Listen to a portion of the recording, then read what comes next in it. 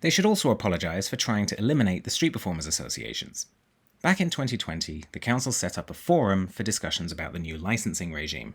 It was described as a bridge between the busking community and our local residents and businesses in order to foster good relations and open communication and to promote partnership. Sounds good, but for some reason in 2023, now they're saying that business and residents associations should be excluded from the forum, as well as unlicensed buskers. It is believed, it says, that a new forum should be established which is specifically for licensed buskers. Instead of a bridge to a local community, the forum will now just be a communication channel between licensed buskers and the council's enforcement team. That may not sound like a direct attack on the street performers associations until you read the report's 15th recommendation that direct references to the two current SPAs should be removed from the policy, because the policy should only promote SPAs who represent licensed buskers. What happened to the Council's 2020 claim that they will continue to support established and newly created SPAs across the city who play a vital and important role in supporting engagement between performers and with the wider community to foster good relations with all users of the shared public space? And is the Council really saying that they'll only engage with street performers associations who mandate that 100% of their members get licenses? And if that wasn't enough, the report then recommends that the Council should consider listing recognised SPAs, as well as their contact information on the Council's website. That's Machiavellian.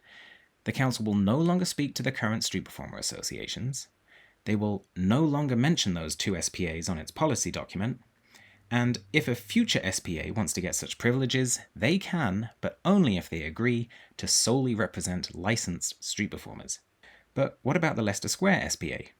The 2023 report states that their members were mostly licensed, expressed a willingness to collaborate, and the council's own officers even suggested engaging with them. It also says that officers met with the LSSPA on several occasions during this review.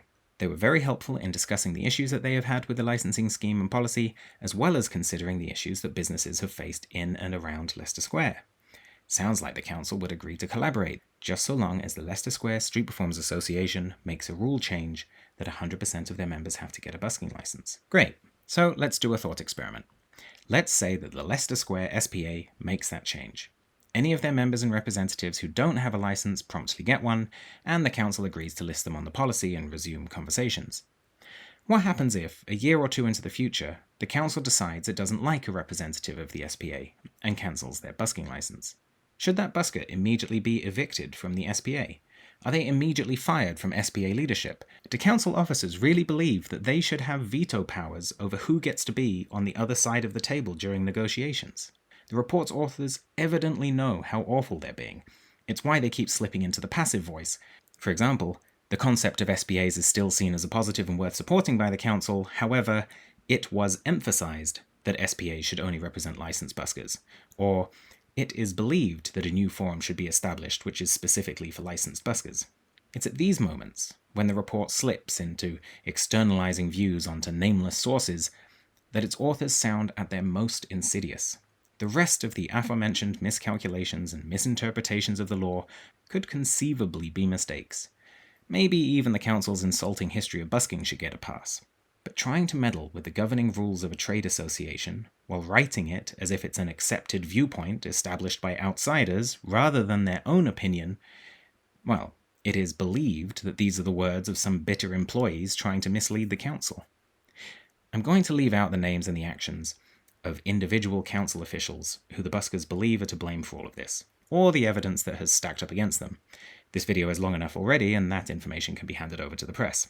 But I've been shown an email thread where one Covent Garden SPA representative tried, repeatedly, from November 20th, 2022 until August 3rd, 2023, a period of 8.5 months, to get the council to walk around town with the SPA to discuss specific pitch issues. He was either ignored or rebuffed every time.